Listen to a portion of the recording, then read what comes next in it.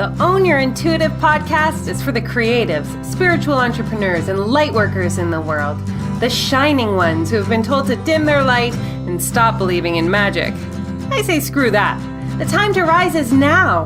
To bring your gifts out into the world in a big way, creating a business that feeds your soul and your bank account. You are a magical being with the potential to change the world, one human at a time. The time for you to own your intuitive is now. Oh my goodness, magical friends. I'm so excited because we get to experience the first sequel to a podcast ever created in the Own Your Intuitive podcast. I'm so excited to bring back Jessie Johnson because we spent last podcast that we shared together really delving into her experience of how she grew up and, the experience of, I like to think of it as, she had these limitations on her finances because she didn't want to be too entitled to being a teacher, and really then becoming, expansive to see that the spiritual journey and the teaching journey that she had been on were meant to be integrated to be at a higher level of service to the community and the collective that she serves here in the world. And so I'm excited to really delve into that aspect with Jessie today and share all about the spiritual side that I know is so incredible. Jessie, welcome back. Thank you so much, Tamara. I'm so excited to be here with you. This part of the story is really I think I shouldn't compare them, but I'm just really excited to talk about it with you.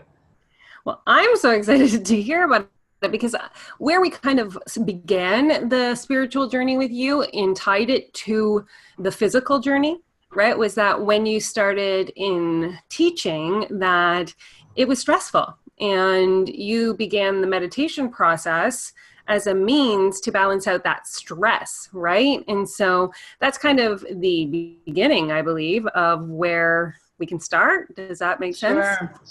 I mean, I will say that just briefly from prior to that I was raised in the Bible Belt, but I wasn't Christian. And so I grew up going to church with my friends. Like, I would sleep over at their house on Saturday night, and then we'd go to church Sunday morning. And generally speaking, those experiences were like mildly sad for me because I felt somehow not a part of the community. There was some longing for something that I felt excluded from, to like blatantly traumatic. There was a preacher at one of the churches that I went to who got in my face. I was like 7. He got in my face and he was like, your grandfather's, who was Jewish, is burning in hell, and you are too if you don't take Jesus Christ as your personal Lord and Savior. And so I just had a very complex, not very welcoming experience of God. And generally didn't feel like I had permission to worship. I didn't feel like I just felt like somehow I got like tied up in knots. I guess I was a little rebellious also, so when people said like, you got to do it this way, I was like, well, I why? And nobody could really explain it to me in a way that satisfied me. And so I had this push-pull throughout my life. I was very spiritual. I wanted more. I was constantly seeking. And also, to be honest, I think wanting a sense of community and belonging, which a lot of spiritual and religious communities offer. And I just didn't have that. My parents were therapists, so I had this kind of self-reflective personal growth, personal development kind of model, but there was nothing explicitly spiritual about it. So fast forward, in college, I studied contact improvisation and authentic movement and various different kinds of dance that I recognized later were like, that was the beginning of my actual spiritual practice. Seeing myself. They were kind of moving meditations, a lot of that work, but I didn't recognize it at the time. And then, as you said, when I started teaching, the emotional demand that I was experiencing, spending time with these young adolescent people, I think any adolescent, it's one of the most emotionally demanding times of our lives, but in particular, this group they were all low income, students of color, coming from families and lives that were quite challenging compared to anything I had ever experienced. And I had signed up to teach algebra, but it was like I got signed up to support the emotional health and well-being of 120 kids who were malnourished emotionally. So I was crying every night. You just going home and crying, and recognized pretty early on, like, okay, I need something more supportive than this. So I started meditating. I worked with a teacher who I actually met through my school. He came to teach meditation to the kids. And my experience of meditation, I feel so blessed because my experience of meditation with him in particular, this teacher, was just blissful. Physically, I was uncomfortable sometimes. Like I remember in the beginning, he used to tease me because we would remember back to these early weeks when I would just I would need to put 7 pillows on my lap and bend in order to get comfortable to sit for a long time took a lot of accoutrement for me. But actually closing my eyes and going inward felt like such a relief. I never experienced that thing that people talk about where they're really striving to clear their mind or something. I think a lot of people struggle with meditation. I feel really blessed. I found a kind of rebellious meditation teacher, and his message really was you can't do this wrong. And one of my favorite things he taught was in any meditation, there's always 2 things happening. There's the dharana, or the subject of meditation, whatever it is that you're giving your attention to, and then there's everything else, and that's the meditation. You're not supposed to become some enlightened being all of a sudden. So I would I came up with a routine, and I generally meditated in the morning, but sometimes I would rush home after school just to meditate again. And I started going on retreat. And my family and friends thought I was a little nuts, and I just was obsessed. It was this is the most delicious, amazing, helpful thing ever. I'm there's a little more drama in there that I'm condensing into that. But I know, this is because there might be quite a few people listening who are just even beginning their meditation journey, right? So for me, the questions are you worked with a teacher right off the bat instead of trying to do it, solo. And was there a particular type, and how long did you meditate for? Did you start with the 10 minutes? Did you move, were you 60 minutes right away? How did you kind of begin? That's such a good question. I'm sure that there are things that I don't remember about this, but what I do remember is that I pretty quickly was meeting my meditation teacher for one-on-one, guided meditation sessions about once a week. It probably took me a little while to get going at that rate, but eventually that was what we did. And it was my emotional support. We would talk about what was going on. So we'd set intention both for the session, but also for my life in general. Why am I meditating? I think it really reconnected me to my purpose for meditating in the first place. And also gave me, here was this man who was just being a healer in my life. So he had a really potent transmission I didn't even understand at the time, but I was getting the emotional support that I needed so that I could show up more resilient in my classroom. And then on my own, I think generally I did start something maybe 15 minutes, but I pretty quickly moved up to 30, and that was that was the sweet spot for me. I never became a person who meditated for hours. I've had hour-long meditations in my life, but that's not the routine. 30 minutes is okay. It feels like just the sweet spot. All right, I have to have a question because you're talking in past tense right now. You're saying meditated. Do you no longer do a 30-minute practice a day? Is it? So it depends. Meditation was the only practice for a long time. Yep. And then I went to India and got not just a practice, but a sort of philosophy, a belief system, a relationship with God. Going to India completely broke open my heart and changed everything.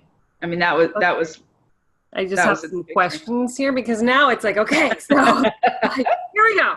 So you started your meditation practice. You were in teaching for how long before you started this practice? And then, like, again, like, how long ago was your first trip to India? Because people listening, she's been there more than once. So let's just go to Yeah. I don't remember, but it was not long, like a period of weeks or months after teaching, that I started meditating. I was also working with a shaman at the time, just for listeners out there. Like, I found this woman who lived in Maine, and we would talk on the phone. I never met her in person. We would talk on the phone. Anyway, so there were a few other things, but meditation was like the main thing. Okay, stop. Well, how do you get tired? Like, how do you just say, like, I just like started talking to a shaman? Like, do you think I just need a shaman and a shaman like appears before you? Or were you actively seeking a shaman? I was not, I didn't even know what a shaman was at the time. Or I did, but I knew it in a historical context from studying Native American history. I didn't know that they were existed now. One of my best friends at the time, who I knew through dance, connecting all the dots here, spiritual practice, number one, just told me about her and said she was amazing. I think that my initial curiosity just came from, like, I trust my friend, and my friend is telling me this is some of the most powerful work she's ever done, and what's the, there's not a big risk here. But I as we were talking, I would remember that was also, like, we would meet maybe once a month or something, and we would talk on the phone. Again, set some intentions, then we would get off the phone and I would meditate, which I knew how to do, and she would journey. And I didn't really know what that meant. And then she would call me when she was done, an hour and a half later, and tell me what she saw, what she heard. And that was very powerful for me. I'm very visual. I really like meditations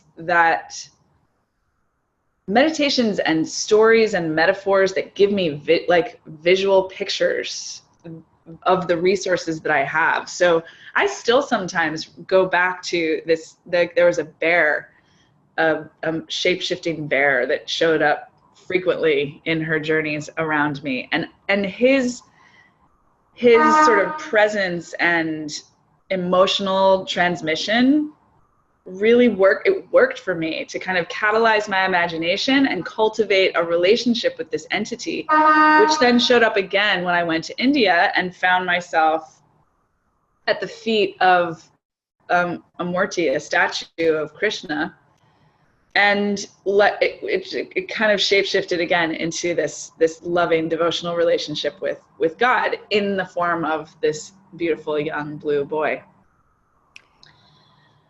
So how long into your practice, and what was the call to India? Like, how did you know that India was the place to go?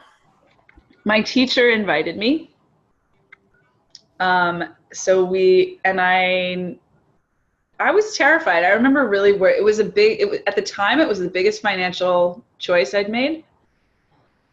I was probably like, I don't know, $5,000 total to pay him and pay for the airline and all that stuff.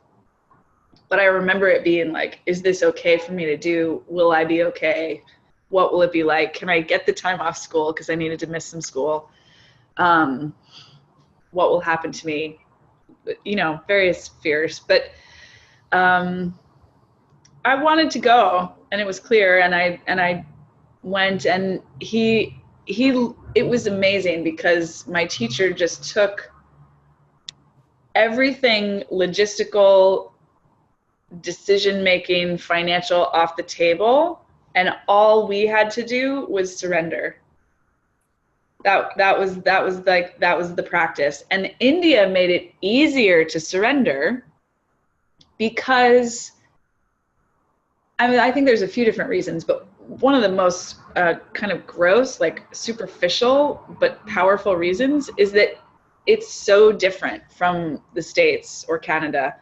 The culture there is different. The way that people speak and interact and look is different. There's no, like, whatever part of our brains is sort of designed to organize and compartmentalize. Like, I understand this is what this is, right? Oh, new piece of data. Oh, it goes here. Just that function of the brain just went on the fritz when I got to India. And I think this is true for most people. It's just not possible to categorize and understand what's going on because it's so unusual. It's so different. And you could call that culture shock, but for me, it was just liberating. Oh, that part of my brain can go on vacation.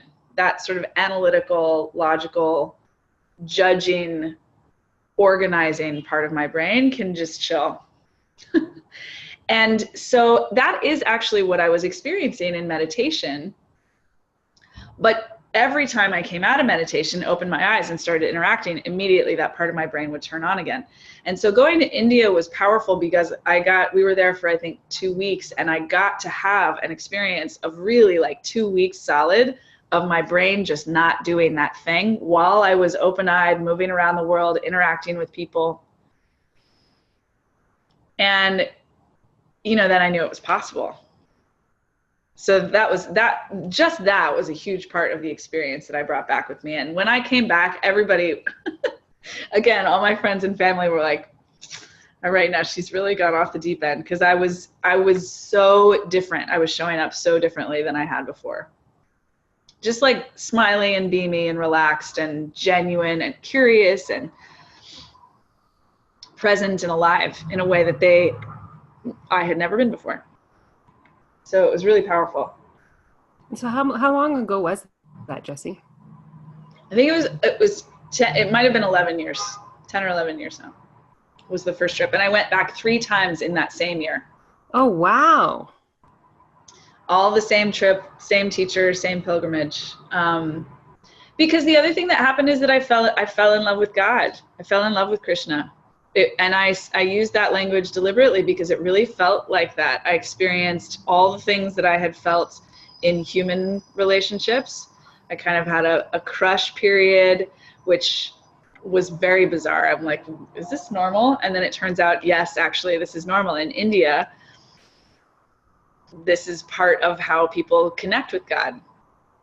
So there's many poet saints who have written about this particular kind of love with God, having crushes on God or having sex with God or like treating God as a lover is a normal and praised way of worship in India. And so I, kind of found my way into that. And then, to be honest, I kind of felt like it's like I got to go back and see my man. Like I'm deeply in love with this personality, and he's in India more powerfully than in the States. So I got to go back and make sure we're still connected. And through those trips, I really shifted, what could have been just kind of a peak experience turned into the new baseline. Well, and I know because you do a lot of spiritual sales and things like that, and you're talking about, how much fear you had spending for the first pilgrimage to India, and now you are, going 2 more times. How did you shift that mindset and perspective through the next couple trips? I didn't even think about it on those other trips. I mean,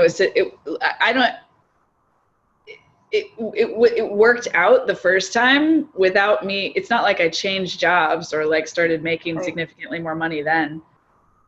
I just realized that I had enough. Whatever conservative, like I'm not allowed to spend money on myself kind of mindset must have been happening for me in that first trip was just obliterated by the experience itself. It was like, of course I'm going back. This is a no-brainer. And I mean, my goodness, I'm so grateful. It changed my life. And so when in the storyline, because I'm sure you brought this all back and there were experiences that you then leaned into in the States, but at what point did you then start to see the separation of, your physical teaching and the spiritual practices that you were doing? Like what were the timelines here where they started to meld, merge, and become unified?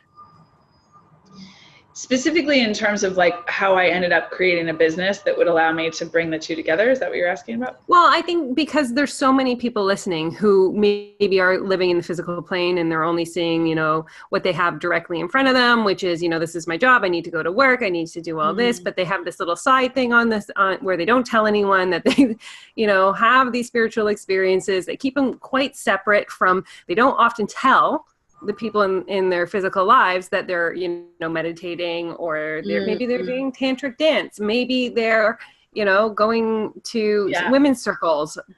I told everybody, just to be clear. I mean, I literally didn't stop talking about it. I was probably a little, like there's that true believer thing that people experience when they first go to Landmark, or they first discover tantric, whatever the thing is that they go. There's always that kind of fresh, almost, it's very sweet, and it's also very immature. I recognize that now, and it both in myself and also in other people, that in those first months, I'm sure I was talking way more than I should have been to other people about it. But I told everyone, I told my kids, I told my colleagues, I told my friends, I told my family, I told everyone what was going on.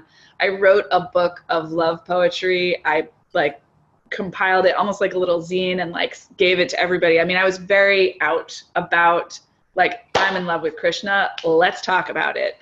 And then I started going deeper into my study with my teacher. So I learned how to teach meditation and started teaching meditation all over the city at various different yoga studios. I started teaching meditation in my classrooms.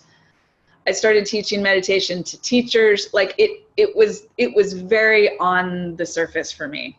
Right. And I was great at it, and people loved it. And it didn't always make sense in math class in particular, but the kids somewhere between tolerated and really enjoyed it, depending on what was going on. So, and I had at the time, to be honest, I had a principal who was very interested in that stuff. So I had some explicit support. I feel grateful for that. Where did your spiritual curiosity take you next?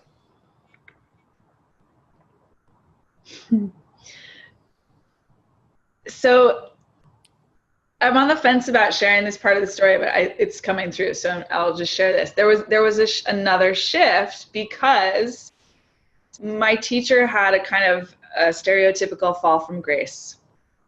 He was married. He cheated with one of his students. He asked us to lie about it. It was not a fun moment in our work together, and it really changed my relationship to the work, not to India and not to Krishna, but to meditating and teaching meditation in the way that I had.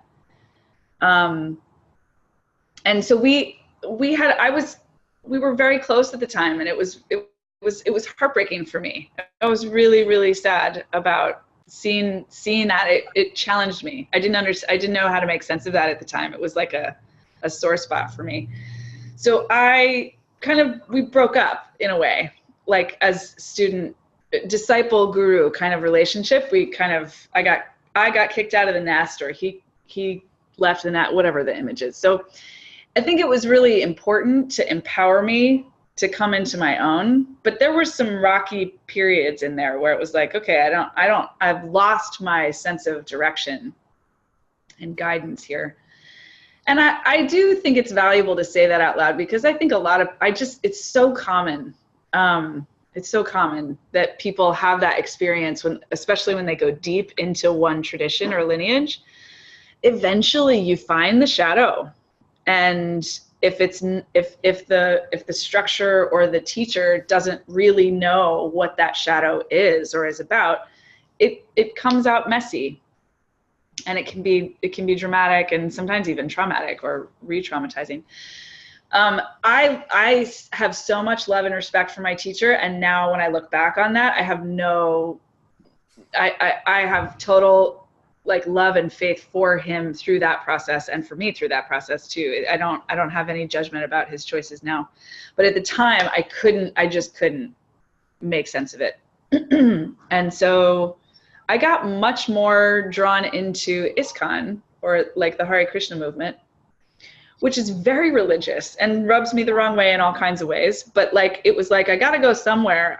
I went there. I went there, and I went to the kind of opposite end of the spectrum, which is like what I would call tribe, which is this huge conglomeration of a lot of different spiritual communities that are some doing very deep and serious work, and some just like taste in all possible spiritual practices. Very kind of new contemporary hippie community. And kind of made a little hodgepodge of spiritual community through that combo. You know, I'd go to the temple and do kirtan, and my now husband and I would lead kirtan. We kind of built our own community, and it just kind of like kept going. Those who don't know what kirtan is, what is it? Kirtan is a devotional form of meditation, you could say, that involves music. So it's call and response, and the Hare Krishnas are great at it. That's kind of their number two practice. They do it on the streets. They do it non-musically. We, of course, like it when it's done really beautifully, but you can hear it done without any musicianship at all. And that's kind of part of what also makes it fun and generous, because it's not like you have to be a musician to do kirtan. Leading kirtan just means being the one doing the call, right? So everyone's following you, and playing with pacing, and musicality is a really fun part of that. So I love that you did this with your now husband, but can we just add into the story where you met him and how you met him? Because I feel like there's something coming. So my meditation teacher introduced us literally right after I got back from the first India trip. And my partner's name is Shri. Shri Kalachandra Das is his full spiritual name, but I call him Shri. So Shri walks in. He might have still been a monk at the time. If not that day, he was a monk just a month earlier or something like that. So he left the temple right around the time that we met. When he walked into the room, my teacher said to me, "Jessie, that's your future husband." Whoa, I just got shivers. And I was like, what? Because Shri is Black. His family's from Barbados. He looked 12 at the time, and he had no interest in me. So I was like, what? My teacher had never said anything like this. I was constantly looking for love in all the wrong places, you know? And so it was like, wait, seriously? Like, you're going to say something like that and then just turn around and like, it was so strange. It was so strange. And then of course I was just so curious, like, who is this person? I don't even know how to say its name. It's got like 7 syllables in it. I don't know, what's this thing? And as it turns out, Shri is very similar to me. You know, he's very much in love with God and very devotional. And at the same time, he's not so interested in rules and regulations. He's got his own rebel. And so we were a good fit. And we were friends for a long time because he was still basically living as a monk. And then that shifted. And I feel super grateful. We've been together now over 9 years, and we just got married a couple months ago. So beautiful. I knew there was something there. That's a really interesting, amazing story. Yeah. It has occurred to me to like reach out to my teacher to be like, hey, FYI, like, you were right. Ding. Yeah. So cool. Pretty amazing. I can only imagine, like, now I'm just placing myself at your dinner table and like hearing the like dinner conversations with this like spiritual story that you both carry, right? Yeah. To like very powerful. Yeah.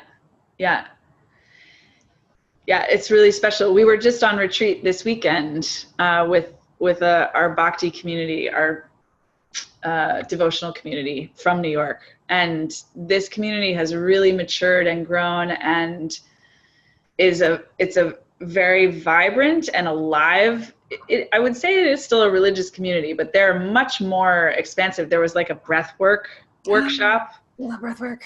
It was straight up holotropic breathwork. This is very unusual for this to be present in a religious context, right? So they're integrating the practices that actually this breathwork practice is an Ayurvedic practice is over 3,000 years old. So these are ancient tools that are being reintegrated, not as just kind of like social experiments or like fun spiritual relief tools to escape for a moment, but actual like consistent practices to deepen spiritual life. So it's really, really fun to be in community, fun to do it in partnership.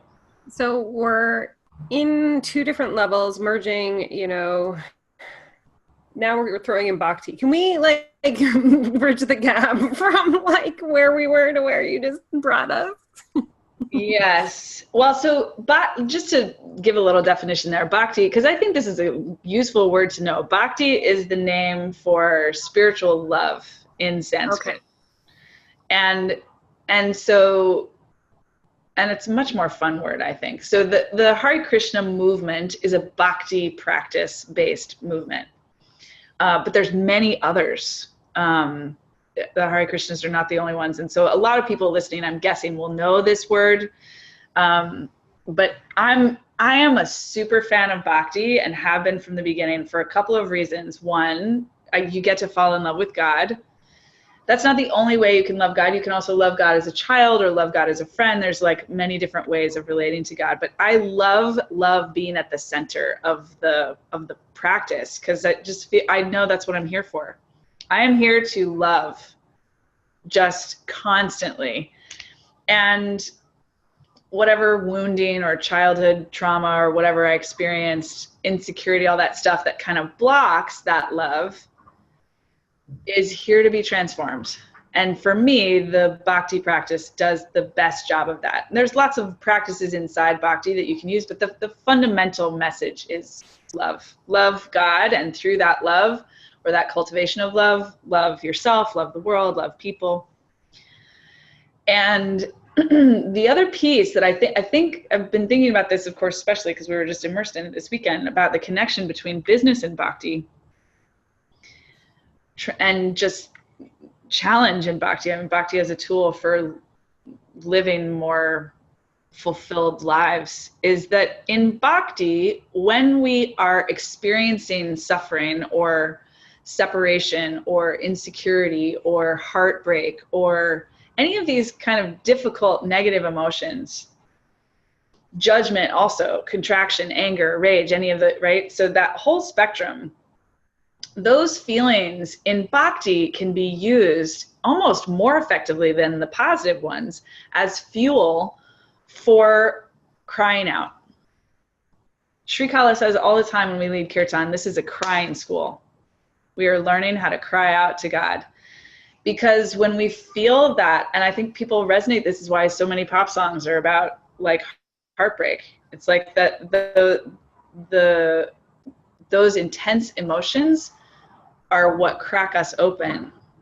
And then from that place, if we're willing, instead of like trying to protect ourselves or escape from those feelings or cover them up or like, zip them up, if we're willing to instead just be like full on, like, okay, I want more love now than I've ever wanted before.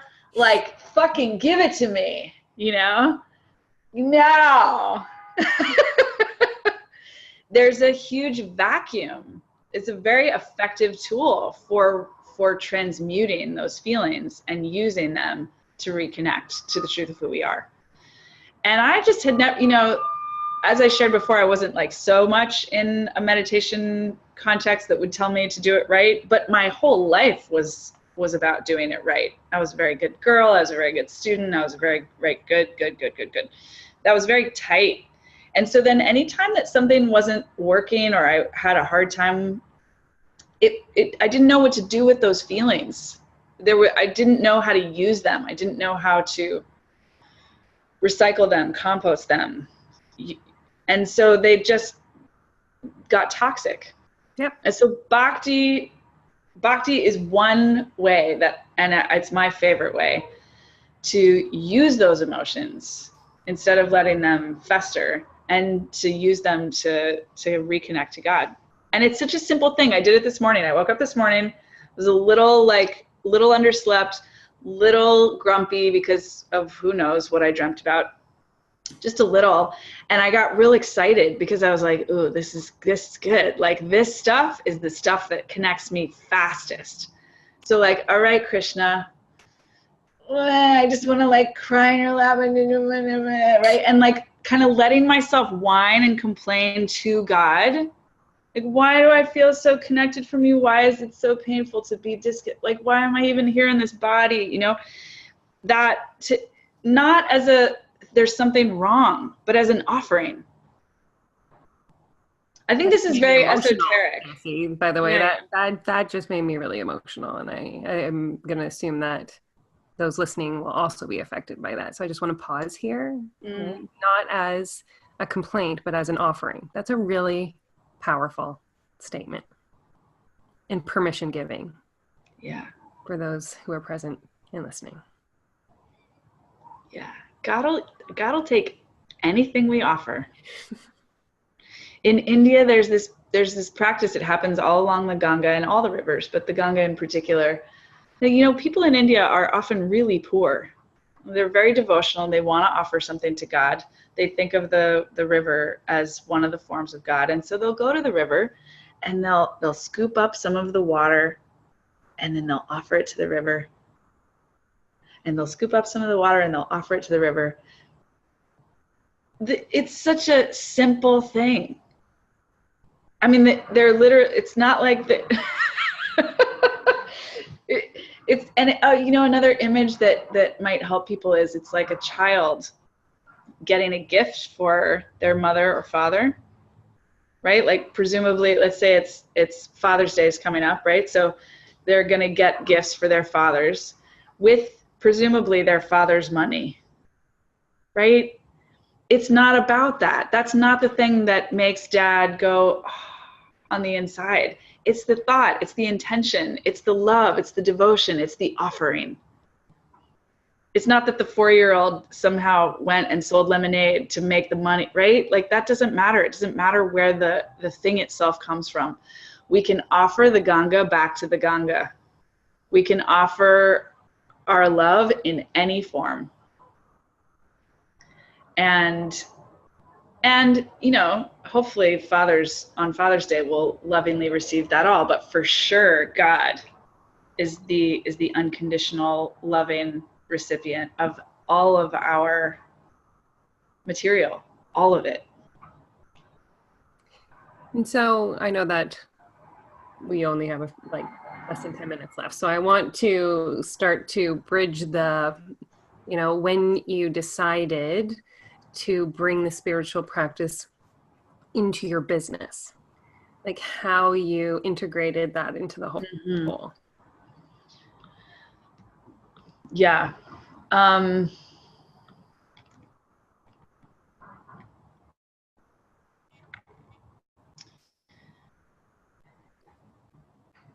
I was seeing in schools, of course, this scarcity that was troubling and annoying and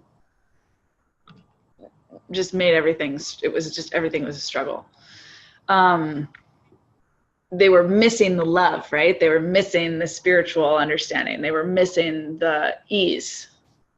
They were missing the consciousness. They were missing the mindfulness. And then at the same time, in my spiritual community, which was, again, primarily tribe, this kind of new age, hippie, community building, community oriented, sometimes activist, but kind of, we were a mile wide and an inch deep, I would say, in terms of spiritual practice. Individuals went really deep, but as a community, we weren't going very deep because everybody had their own practices, and that was kind of the name of the game. And what I was seeing in that community was that there was a kind of a lack of excellence, like a lack of rigor, a lack of follow through. There was a lot of mediocrity. Okay, so you paused. Lots of love. It broke down after some people would go deep. And then there was nothing. Okay, great. There was some people would go deep, but as a community, we were not going deep because everyone was practicing in a different way. Right. So love was at the center. Healing was at the center. I actually think that was like everyone was there for healing, but the practices and the ways that we talked about it and how deep we went in together was varied. So I saw that there was a lack of cohesiveness. There was a lack of excellence. There was a lack of depth to some extent. There was a lack of, certainly there was a lack of financial integrity. And, people would show up late. People would not pay to come to the event. People would, like, whatever. Just lots of nonsense that just, to me, was just like, this is immature. This can be so much better. These people, this community is capable of so much more. Over here, this educational community, they're capable of so much more. I, for whatever reason, see both. Like, how can I bridge these things? How can I bring my skill sets to both? And to be honest, I think I had tried to bring my spiritual skill set to the educational world, and it was just challenging to do that. I could do it individually, but that was never, separation of church and state, whatever, that was never going to go off the way that I was prepared for it to go off. So taking my educational standards and the excellence that I practiced in my work to my spiritual community was really, that was where I kind of went. And I may have told you this story, like very, very quickly realized that whatever help my community needed around thinking about impact, thinking about not just like a peak experience for one night, but like what's the transformation that happens over time and how do we facilitate that we couldn't even talk about that. We couldn't talk about curriculum. We couldn't talk about impact if we didn't have enough money to pay for the space, or we didn't have enough money to do the same event again, or we didn't have enough money to cover the retreat expenses or whatever it is. So money, without me going after money became like the center of my business very quickly. Specifically because in spiritual community, in transformational community, spiritual teachers, spiritual leaders, transformational leaders have, generally speaking, a huge blind spot around money. So it was just a practical decision at the time. It was like, oh, well, okay, they need help with this. And then as soon as I started working on it, it was like, oh, this is just the next chapter in their spiritual development. This is the next chapter in my spiritual development. For some reason lately, I've had this image of like a merry-go-round, right? Where we run on the ground and then we run and jump on the thing and then we get to spin around and ride that ride. And lean in and make it go faster and whatever it is, have fun on that thing. And generally what I see is that people hop off around money. They hop off and they're like, oh, I'll just walk this part. I'll just opt out for this section and then I'll get back on the ride for when it comes back to like total bliss and loving acceptance with God, So the money becomes over time a blind spot. It's just as spiritual as everything else. Just like sex. I think the spiritual community has done a much better job kind of owning sex and claiming sex. Tantra's taken over the world. There's of course a lot of growth and healing to do there as well, but money is like, it's intense, the amount of resistance that people have to really looking at that. So that's my mission, is to bring integrity, literal integration of spirit and money. And it's a funny thing to say because that's the definition, like money is spiritual. So this is not like I'm making money spiritual, but I'm helping change mindsets and perceptions that allow the healers and spiritual teachers and transformational guides of the planet bring their money material up to speed with the rest of their mastery so that they can completely skyrocket and help a lot more people. And everybody listening, that is why that I've signed up with Jessie as my coach recently, because like, how can you not listen listen to the transcendence in that, right? Like listen to the freedom and the expansion and the growth and the beauty and like the alignment that comes through that. And so, you know, I'm grateful to you for standing in this. And it's interesting because, you know, there's all the emotional stuff that goes when you make a commitment. But I looked up, and you said it today, and I looked into your video and it talked about lineage. And I thought it was such a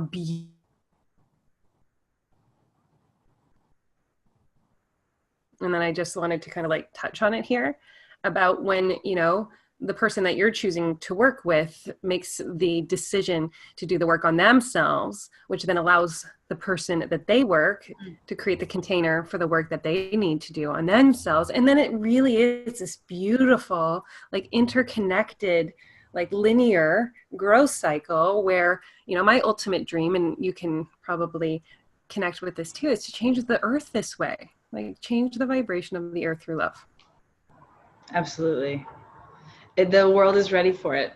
I was just in Norway at a conference for impact investors and technologists, totally different community than what we're talking about in this call. And they are just starving for this work, for themselves, for their businesses. It was so inspiring because all of the people that I love and work with are needed. And it's not so much to heal each other, a little bit, we'll do that. But more than that, it's to stand back to back, shining our hearts out into the mainstream, out into the world, and bringing these. That's why I'm so inspired by your work, these books that you've written, how big I'm so excited for the transformation that you're about to create. Yeah, you just hold that for me, sister, because I'm coming. I'm going to come meet you up there. You're here already. You're here already. I know. But yeah. I do know that you have to run, so I don't want to keep you much longer, Jessie. But I'm so grateful and love you so much, and am excited for transformation that's going to occur for myself, for the listeners through the work that we're doing together, for so many different levels and layers. So I am so happy that you came on to do part 2 of this podcast. And I will put in the show notes how to reach out to you, because I know that we did it on the last podcast, and I'll throw that same information up for everybody listening. And just to tie this in a bow about what we were talking about before we got on, my son passed his driving test today. Yes! Congratulations. That's so fantastic. That is so exciting, because we held that container for him, and then I just got the message that it happened. Boom. That's right. That's right. Freedom and expansion for all. I love you. Thank you so much. Mwah. Bye, friend. Bye.